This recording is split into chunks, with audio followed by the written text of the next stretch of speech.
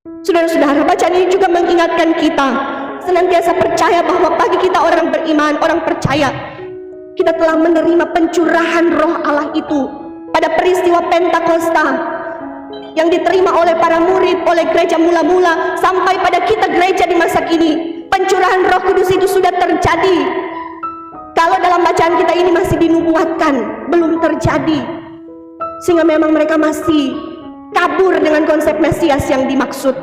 Tapi kita, saudara-saudara, kita sudah mengalami pencurahan Roh Kudus. Kita ini umat-umat perjanjian baru. Maka setelah lalu lihat orang, kalau tuh Roh Kudus sudah bersama dengan kita, kita mengeraskan hati, tidak mau mengikuti bimbingan Roh Kudus. Ingat saudara-saudara, Roh Kudus itu adalah Roh penolong. Ketika Yesus naik ke surga, dia menjanjikan penolong yang lain. Itulah Roh Kudus yang akan menuntun kita, umatnya, gerejanya, supaya terus ada di jalan kebenaran sampai dia datang kembali. Kita tetap setia.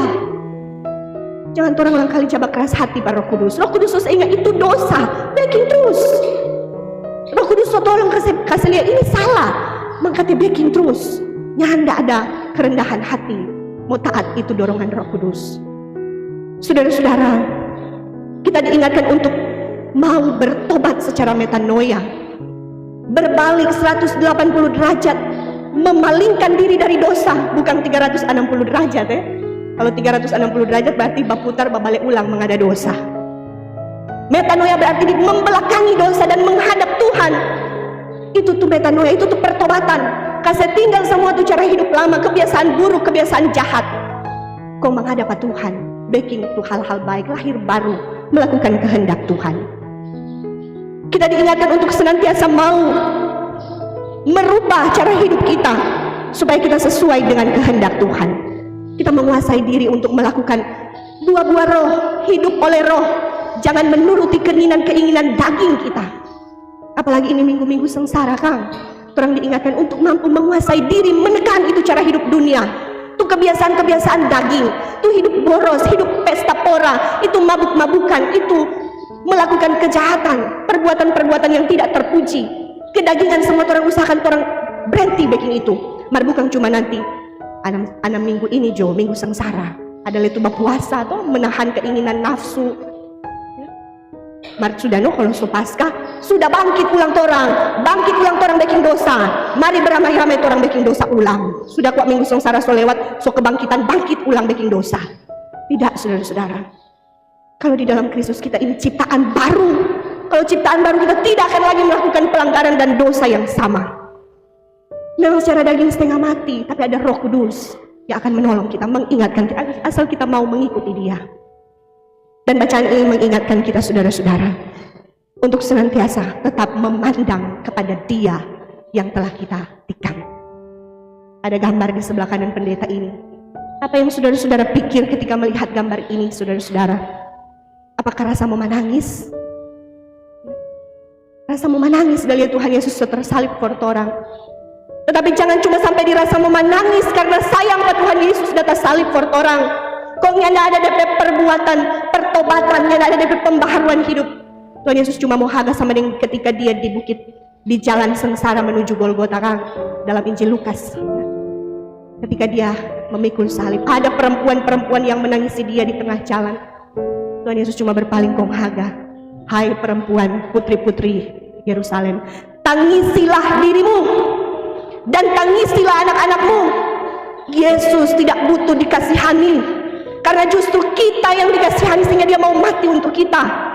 Jadi kalau cuma mau lihat Tuhan Yesus sudah salib pun orang rasa sedih, marbeking dosa terus, tangisilah dirimu, ratapilah dosa-dosamu ya. Kalau orang mau menangis untuk Yesus, orang harus tangisi dulu sampai dosa yang orang udah backing sampai dia mau mati seperti itu. Bertobat dulu orang, sehingga Yesus tidak akan berpaling dan berkata, tangisilah dirimu, tangisilah anak-anakmu ya. Kita diingatkan untuk selalu memandang Yesus dalam hidup ini.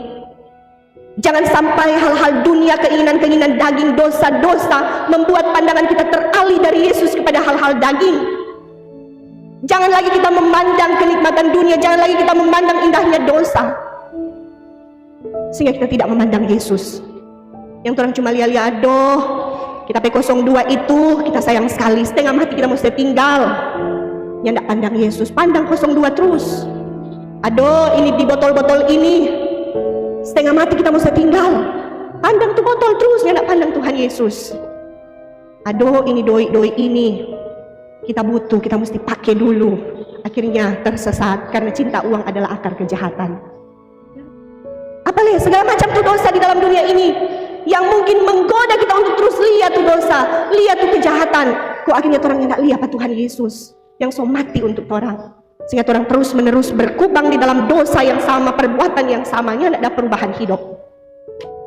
Sehingga ini mengingatkan kita hati-hati kalau kita hanya memandang dunia dan kenikmatannya, tidak memandang Yesus dan pengorbanannya, maka jangan-jangan ketika Yesus datang kembali kita akan ada di kelompok ratapan, karena kita tidak akan bersama dengannya di surga yang baka. Karena itu saudara-saudara, lewat perenungan firman ini saya mengajak kita di minggu sengsara yang kedua untuk bertobat dengan cara memandang kepada Yesus yang telah tersalib itu, untuk punya komitmen bertobat, berubah dari cara hidup kita yang lama. Kendati kita hidup di dalam dunia ini, tetapi kita hidup bukan untuk kita lagi, tetapi kita hidup untuk Kristus. Sebagaimana firman Tuhan dalam Galatia 2 ayat 20 yang diungkapkan oleh Rasul Paulus, namun aku hidup, tetapi bukan lagi aku sendiri yang hidup, melainkan Kristus yang hidup di dalam aku.